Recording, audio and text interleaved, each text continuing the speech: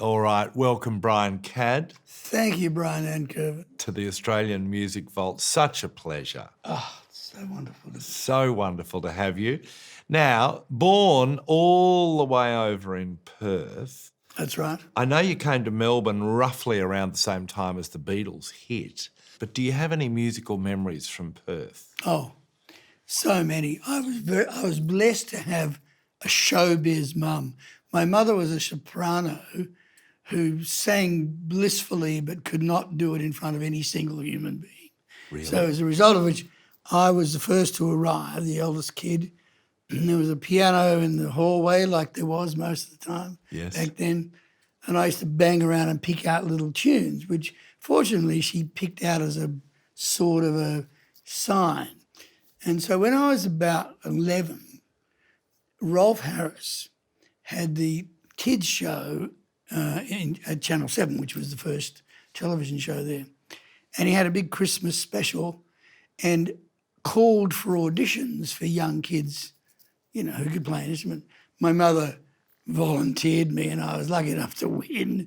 And so I got in there for the Christmas special. He went to England and whatever. Yes. But I was in Perth for the next year in this kids band on television every week. And I defy you at 11 years of age to be on television for a year every week and not know what you're going to do for the rest of your life. Of course. So it was extraordinarily beneficial.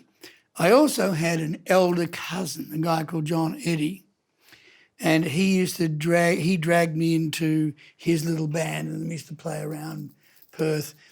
The interesting part about that was that I was so unbelievably underage, my father used to have to come with me. And we'd play these dreadful pubs in Fremantle with knives and people killing each other. My father would be standing there against the back wall. But it turns out John Eddy eventually finished up in Johnny Young's band, with a... Yeah. Campac, was it, or Commotion, Campac? Johnny Young. Johnny Young and the... Come on, for a wedge. Something. It feels like I'm on stage. For a wedge. Yes. But whatever it was. Yes. And that was my sort of first, if you like, musical blessing. And I left there at 15 and went to Hobart. And then, as you say, I arrived in Melbourne right at the point where the Beatles hit in 1964. Can you remember the first time you heard the Beatles? Oh, yes. I don't know that anyone can't. It was just, there was all the music up until the Beatles, and then there was She Loves You, and then there was all the stuff after that, you know. And I was a Beatles fan for all of the early bits, and I still remain so. And I think the records like Sgt. Pepper and Abbey Road and stuff like that remain the most classical things probably of all time. Of course. But I fell in love early after that with those rough hounds from Richmond, the Rolling Stones. Even though I wasn't a guitar player, I always wanted to be, I always wanted to be Keith Richards. Really? And so they influenced me as much as the Beatles. As the Beatles. What about the first concert you ever saw? Oh, my mother, once again, took me to see Johnny O'Keefe at Her Madge in Perth. I can't guess the age, but it would have to have been 11 or 12 or something. Yep. And she had no other motivation because she wouldn't have liked him, I wouldn't imagine. And not only was he, O'Keefe, and fabulous and pushed all the buttons for me, but his opening act was a young comedian from England who did all these strange vaudeville gags in front of a Johnny O'Keefe audience, which was like suicide. Yeah. You know? Take My Wife, Please, all that sort of stuff. And his name was Bobby Lim. Bobby Lim. Yes. Who went on to be a star of Superstar, you know. Australian TV. Bobby Lim. And what was it about Johnny O'Keefe that pushed all your buttons? It was the fact that he just grabbed the moment. You know, I mean, I think the great trick about showbiz is wherever you happen to be is to grab the moment and make the very most of it you can. Yes. And for that, and I don't know how long the show was. It felt like forever, and it was gorgeous that it was forever. Yeah. It might have only been 35 minutes or whatever. But whatever that was, he started off at 11 and finished at 12. Yeah. He just never gave in. It was just like that the whole time. And I think those kind of lessons were valuable to young kids like me because they gave us the impetus to consider that it wasn't just enough to be able to get up and, Peter, Paul, and Mary it and sing a few songs and a few harmonies, but you had to reach out and grab the audience by the throat and keep them. Of course. So let's go to your career. 1966, The Group. Yes. With a double O. Yes. Whose idea was that, by the way? I don't know, because I didn't join the first one. There were two groups. There was a group that had Biggest and the Best in Africa and a couple of other hits, really mostly Melbourne and regional kind of things. And then luckily, two of them ran away to England, and which left a gap. And I was in a band with Ronnie Charles, and we were poached out of that band together as there's the organ player and there's the singer. Cute lead singer, right? Yeah. And it was just the most fortuitous thing, if I have to look back on 50 years, that probably ever happened to me, because they happened to be a band that wrote their own songs. They were writers, and back then. Already? Way before your time. Yeah. But back then, there were very few artists that ever wrote anything. Yes. It was just starting. So it was unusual. Yeah. And so what was the first song that you wrote for the group? Well, the first song I wrote, they had a guy called Sven Liebeck who came down from CBS to produce us. Yeah. And we were all given a week to write. And I'd never written a song. I was just so amazed that I was in a band that was professional. I didn't have to work anymore. I could just be in this band. Yeah. And so I'd never written a song before. So they said, okay, the other songwriters who have, you go off and you write your songs, and you can write with the drummer, who'd also never written a song, Richard Wright. So we had a bit of a go one afternoon, and he came up with a bit of a feel and I came up with a bit of a hook and whatever it was. Anyway, so we met with the producer, and the producer said, okay, play us a song. So the real songwriters played all their songs. And then they said, have you got anything else? And we said, oh, well, we've got one. And we played the song, and he said, that's the single. And it was Woman, You're Breaking Me. Woman, You're Breaking Me. And it went to #1. It was the first song I ever wrote in my whole life. And it went to number one. And it took me a long time to get another one, incidentally. But do you remember any influences on that song or an inspiration? I think probably at that point we were listening to the energy of The Who. Yeah. Because even though it's not really much like a Who song, it has that same intensity. Oh, yeah. The drum sings and everything else. And that chorus, the title, sung out twice, Woman, You're Breaking Me. Oh, yeah. Woman, Yeah. Yeah. It was very much like that, like the hard end of British rock at that point. Yeah. The other song that we associate with the group, of course, is Such a Lovely Way. What about that song? That was right at the very end. We'd been to England. We'd, as Shorik always says, dashed ourselves in the White Cliffs of Dover. And we had a ridiculous deal with CBS, and doesn't matter. And eventually, enough of us came home to play on the boat on the way home. And we finished up back here, and we just did one more go at it, if you like. And that was the single that came out of that one more go. Right. And I'm quite happy with that single. I think it was fun. It was just such a lovely way. But the production's great. Like, it still sounds fresh, I reckon. And that was a combination of, I think, Roger Savage and John Sayers, who was just starting to make his own way as a producer. And we loved it because we were able to just bash it and hammer it and do what we liked. And if you think back to those days, they were pretty free in terms of creativity. They were not the same rigid, oh, you've got to be R&B, or you've got to be a country rock, or you've got to be... You could just be whatever you wanted to be. And do you think those songs, because really you talk about the group as being one of Australia's only groups that were writing their own material, and then you started writing for them. Were your songs distinctively Australian, do you think? No, in fact, I got into trouble from Stan Rofe not long after, when we formed Axiom. And our first single was Arkansas Grass, and it was a hit. And he just came out all over it saying, I don't know why it can't be Broadmeadows grass. Broadmeadows grass, Canberra, Yeah. or something. And we took it sort of kind of personally, but it was more about the fact that I'd always liked American music, and I liked, when I was The a kid, band. I'd hop along Cassidy, and it's just always been a bit of an American-phile. Right. And the band had kicked in by that stage. Yeah.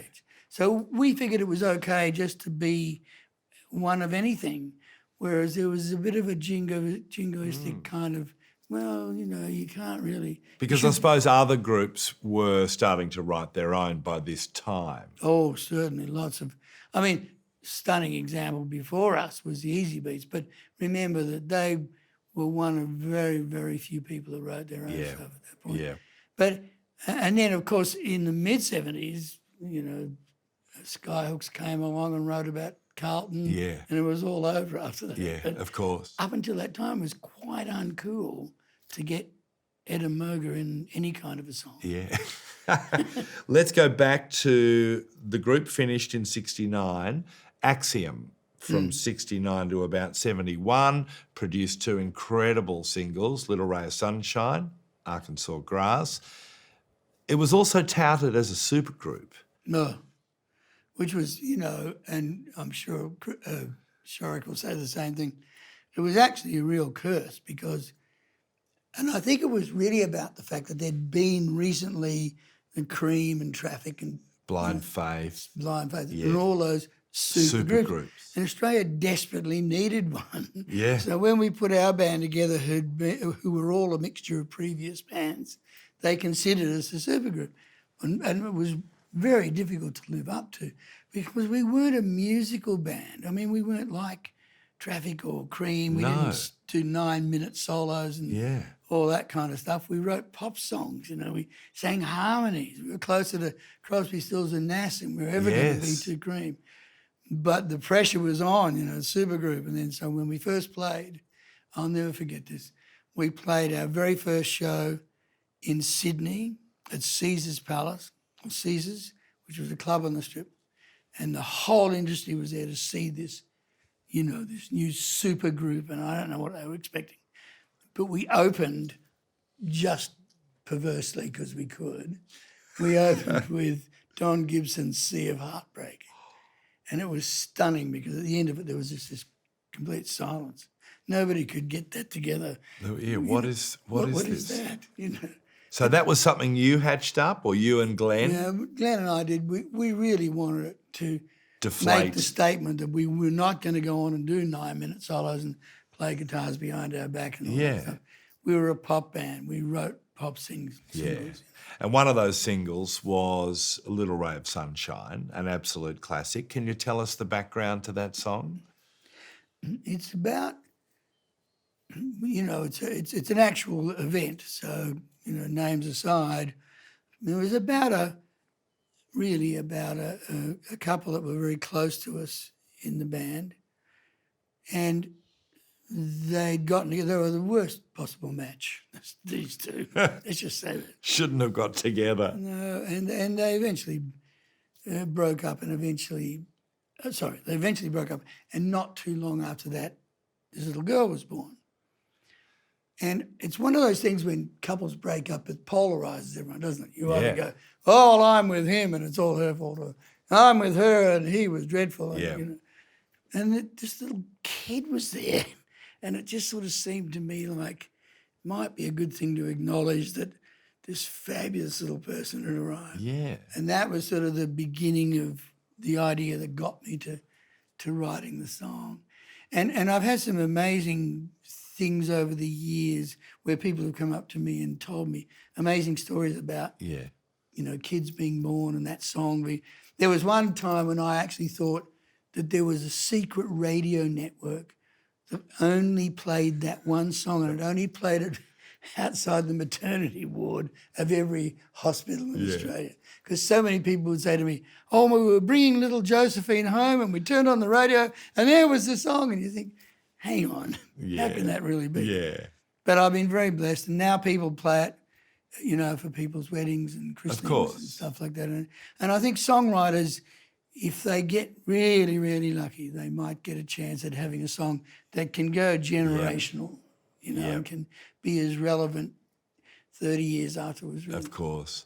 So Axiom broke up in around about 71.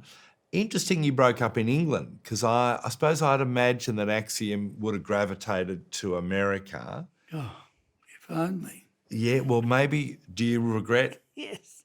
And actually our last album for Warner's was called If Only, which was based on if only they'd stayed together. Yeah. But for me it was always if only we'd zigged instead of zagged. Yeah. If we had gone to Los Angeles instead of going to England, we would have been at the very beginning of Poco, the very beginning of the Flying Burritos, Crosby, Stills, Eagles.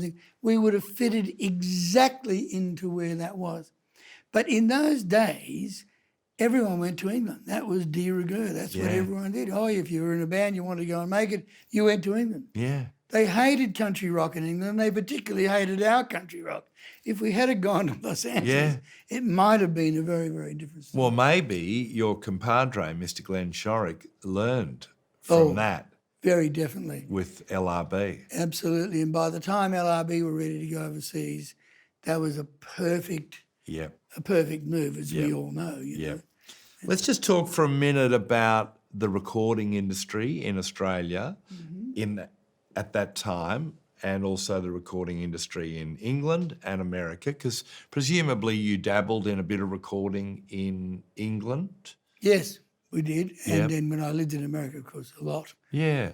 Are there clear differences? Do you feel like there is something special about the Australian way of recording, or our equipment, or our engineers? Yeah, I honestly believe this, that because back in the day, back in the 60s, mid-60s onwards, Roger Savage had come from England. He was the only real grown-up engineer, rock and roll engineer we had. He'd recorded the Stones. Yeah. You know, so, and he was the guy that led us into that whole thing. But we were so far away from everything that it wasn't a question of us being able to drop by Olympic Studios and watch how the Who did it.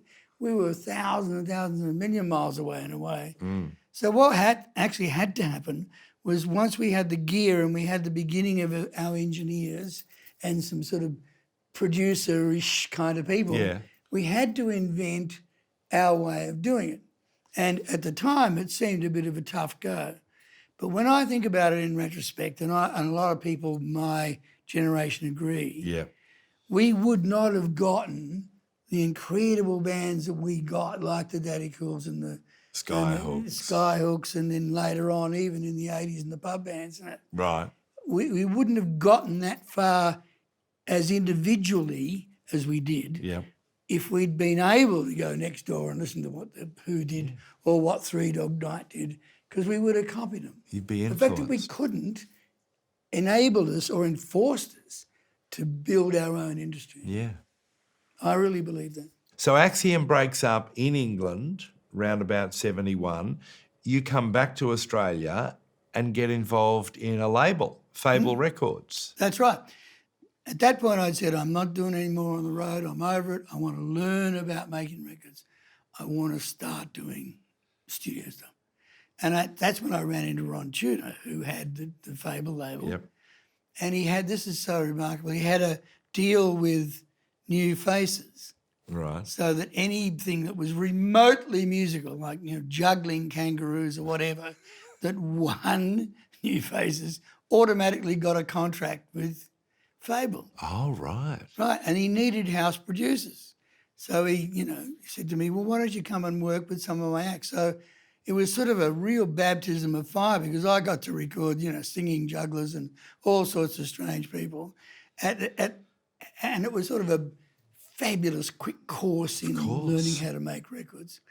And as a result of that, I started to find people like Mississippi, who eventually became the Little River Band, and Steve Foster, and I recorded Kerry Bedell and people like that. Ah. And they were becoming to be people that didn't fit on Fable. So Ron and I decided to form Bootleg Records. And so those kind of acts, plus my own solo stuff, went on Bootleg. And that was really the beginning of that whole journey. So Bootleg Records was an offshoot of Fable. Yeah. How did you describe it at the time? Was it like the rock version. It was the rock one. the rock version? All of the other ones, and there were some great acts, Liv Mason and Matt Flinders and all those. They all had big hits. Yeah. Because Tudor was all about big singy singles. Right. And we had a bit of a, every now and again, a bit of a rub because I like to record people who did albums, and Yeah. they were more musical and more. And Yeah. he kept saying, yeah, but I can't hear a single. I said, well, you don't Doesn't have to hear matter. the single. These guys are so good. Yeah. But anyway, that was an enormous part of my life. It was only about 3 or 4 years, but in that time we made a lot of, I think, great records. And the Bootleg label, sorry to cut you off, became the Bootleg Family band. Yes. And we took a leaf out of Leon Russell's book, and I'd met Leon at that point, and Denny Cordell. And their trick, which was really the Tamla Motown trick, if you think about it, Yeah. was that they would take all their acts on the road. So when they went on the road, they'd do big shows Yep. with the whole label, all the roster. And we did that in Australia when people weren't doing that. Wow. And Chuggy was a young promoter at that point. Really? And he had a shot with us, and he used to do a lot of those shows with us. And it was stunning because people would come along and see 5 or 6 acts. And what would be a typical show? Oh, we'd do something in the gardens in Tasmania, and we'd do Palais here or one But of who'd the- be on? Oh, all of our labels. So Mississippi would be on, Stephen Foster, Kerry would be on, I'd be on, and whoever. Oh, Bluestone would be on. There'd be Yeah. like 7 or 8 of our acts would all be on. And the Great. same thing. We shared And a same house thing. band. Yeah, and a house band, but we could do big stages and no one was. Everyone was doing, Yeah. little Small pubs. single pubs and things like that.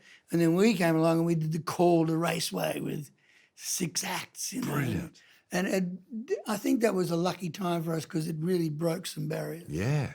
And you were writing still. Ginger Man came out of that period. Yeah, Let Go. Letting Go. Yeah. Your Mama Don't Dance. Yeah, which I didn't write. I wish I had. Right. And a lot of people think I did, and I don't disprove it. And I wrote "Don't You Know It's Magic for Farnham," which was 1972. That was a big one for course. me. And then I got involved in film and television, so I wrote the scores for Alvin Purple and the Yep. Alvin Purple and Class of '74 Yep. and Blind Date and all those things. And even though I sort of tended to just go dismiss then, I'm not dismissing them No. because they were lovely, lovely things that happened to me. Of course. And all part of this sort of amazing pastiche that becomes your life. But you did leave us in around about 75. Yeah, the police insisted. Oh, did they? No, they didn't. I got signed to an American label. Capitol Records. Yes, and that was such a dream that you couldn't not Yeah. do it. And I went for what I thought was going to be about 6 months, and it was 20 years 20 years. overall. LA to begin with. LA, and then the last And 6 then years were in Nashville. Nashville. What was life like in LA in that period, the 70s? Well, it'll depend which part of it you pick. When I got there in 1974, it was still very much a sleepy music town. The Eagles hadn't yet recorded Life in the Fast Lane, but they were right on there. Yep. And there was the end of Paul Revere and the Raiders and the Monkees and all that stuff, and then there was all the new, young, fabulous bands and fabulous young singers like a very, very young Linda Ronstadt and all those Of things. course. So I landed there right at that period. I don't think I've been very lucky in my life. I was 20 years old in 1966 here when the Beatles came out. Yep. And then I landed in London when all of the Stones thing happened. And I was very lucky to land in the early 70s in Los Angeles. And so you'd go to the Troubadour and Whiskey clubs like and- that, the whiskey. Whiskey. Who can you remember who you saw and who you hung out with? Be easy to tell you who not. Everyone from Little Feat to Crosby, Stills and Nash and da-da-da. And I saw the very, very first performance ever of Elton John at the Troubadour. That's a And legendary. nobody even knew who he was. People just kept saying, there's this English piano player, and all the rock gods were going, English and a piano player? That's none out of two. Right. Right. And he just people talked about it nobody could talk about anything else for 2 weeks. Wow.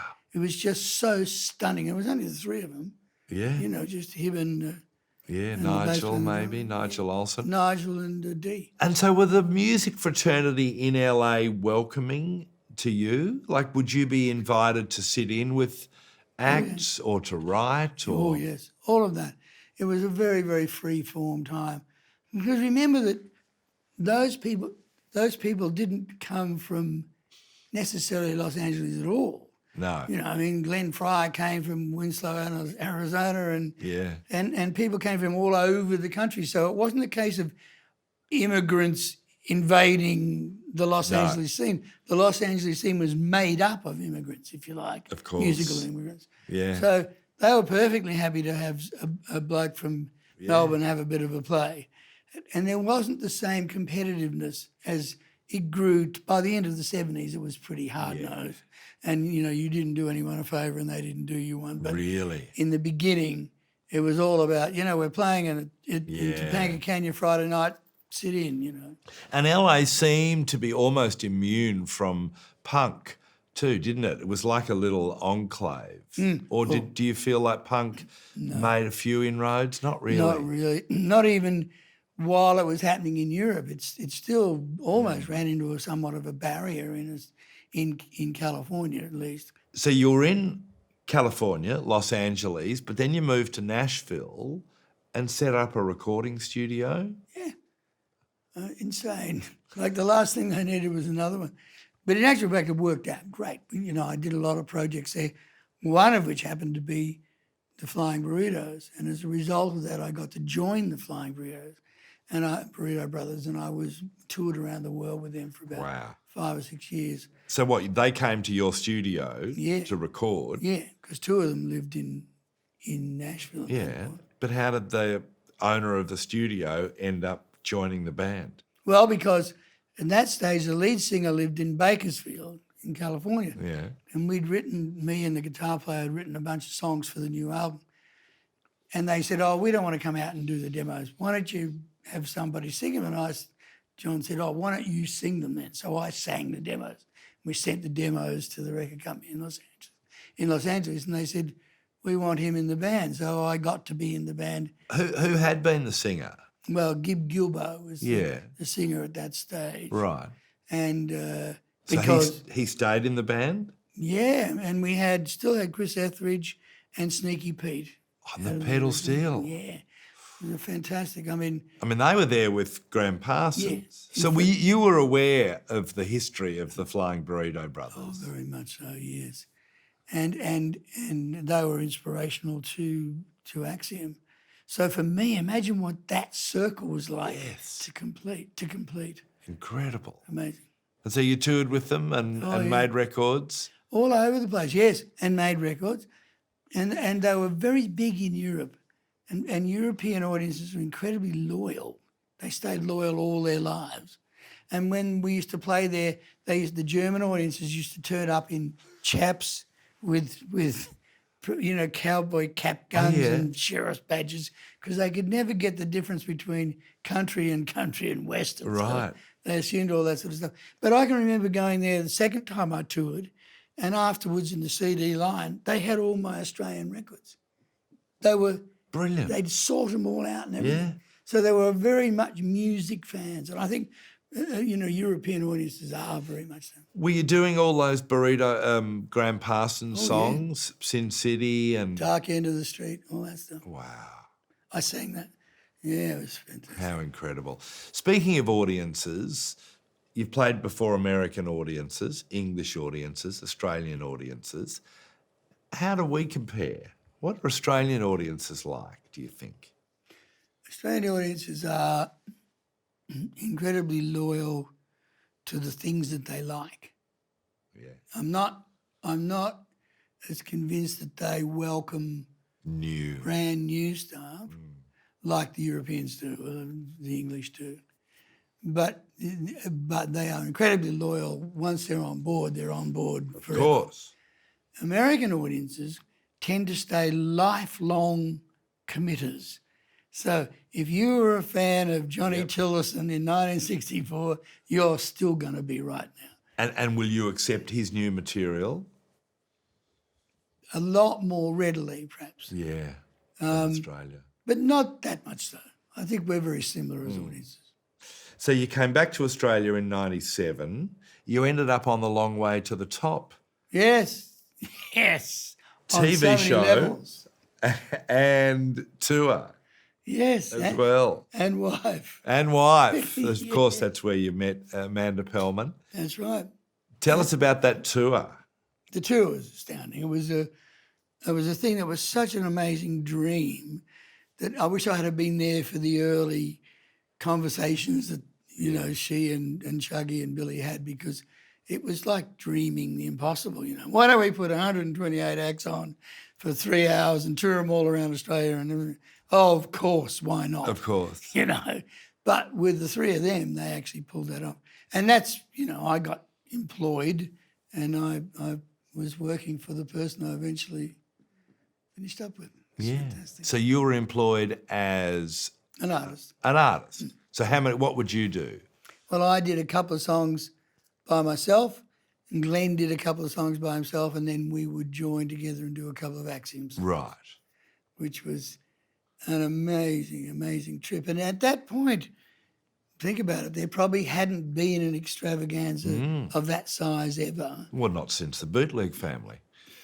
Perhaps. I wish we had have been that big. Yeah. But I think it was the astounding kind of we're doing it attitude that got Australians in. They went, my God, they're trying this. They're doing this.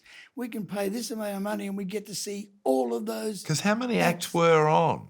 Oh, I don't know now, but I think maybe 26 Yes. if you look at it. But In one night. Yeah, but people sang with each other and stuff, and there was the inevitable Billy Thorpe end, which sometimes went for several days.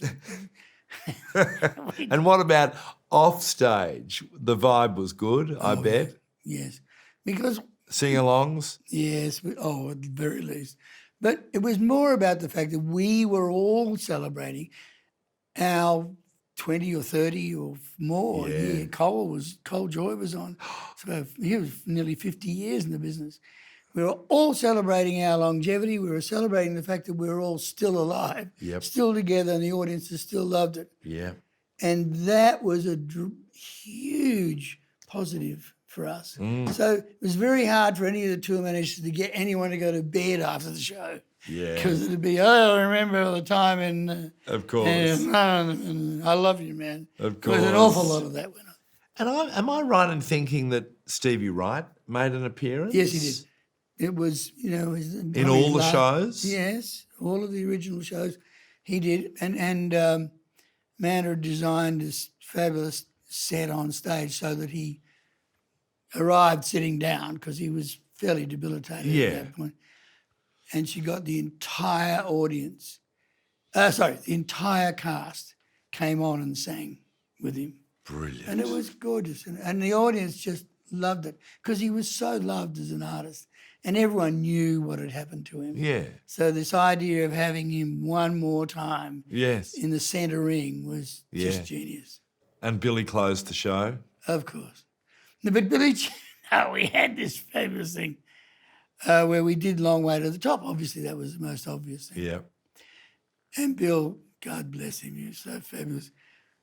About every two or three shows, he'd have another idea of how the order should be. So we'd all get together and we'd rehearse it again, and then JBY would be here, and then he'd be here, and Shorik and I'd be there, and then when we came out and did it that night, it was just exactly the same as it had been always. Because you forgot. It's just so Billy. It was gorgeous. Oh. And lastly, a couple of words on Billy Thorpe. I have so many feelings about him. I think that he was, probably our greatest rock star. I don't know that, and maybe Barnsey is is there as well. But And I just think because he was the first, and he was the first so long ago, and was so powerful in everything he did. Yeah. And he was as annoying as hell too. We all knew him, and you knew him, and so you know that he could be aggravating and he could be all that sort of stuff. But at the end of the day, he, more than any other artist that I've ever known in Australia, believed in the rock dream. He believed in it. I was looking through your bio. You recorded with Phil Oakes. Or Phil, how do you say it? Phil Oakes? Phil Oakes? Yeah, Oakes it is. Where was in Australia? What a bizarre thing to remember. Yes, it was in Australia. It was in Melbourne. He, towards the end of his life, he took to touring around the world and just turning up and booking. He must have had some, I guess it was a lecturer or something. Yeah. Gave him a bag of money and said, go around the world and do what you want to do. He turned up in Melbourne, and Ernie Rose or Roger Savage rang me and said, got this guy called Phil Oakes has turned up, and he needs a band. Would you like to play piano for him? And I have to confess that I didn't know very much about him. Well, I he sort of knew his name, but he was a bit peripheral compared to... Yeah, well, Dylan, I think, probably learned from him, but outstripped him pretty quickly. Oh, yeah. And he was far too political Of course. to ever be mainstream. But we had the most amazing night, and he was such a lovely man. Yeah, no, I hear that. Lastly, Brian, if you had to describe somehow Australian music, what does it sound like? What's distinctive about it? Oh, and I found this out reasonably early, and I still believe it to be true. Because of our isolationism, we were lucky enough to become a hybrid of English and American music. The only one, probably. And when that happened, and I was around the 60s when that started to happen, at the end of that time, whatever that combination was enabled us to be uniquely Australian, using that as a leaping off point. Yep. And I think that I would say all along the line that we've been that unique combination of the punkiness and the in-your-face of the English, plus all of their gorgeous kind of, Gothic structures and everything. But we've had that laid-back, almost sing-along, Beach Boys-ish, that part of it in our music as well. If you look at our whole music structure, it's a combination of both. Perfect. Brian Cadd, thank you for your passion, your energy, your commitment, your eloquence, and for all your songs. Thank you, man.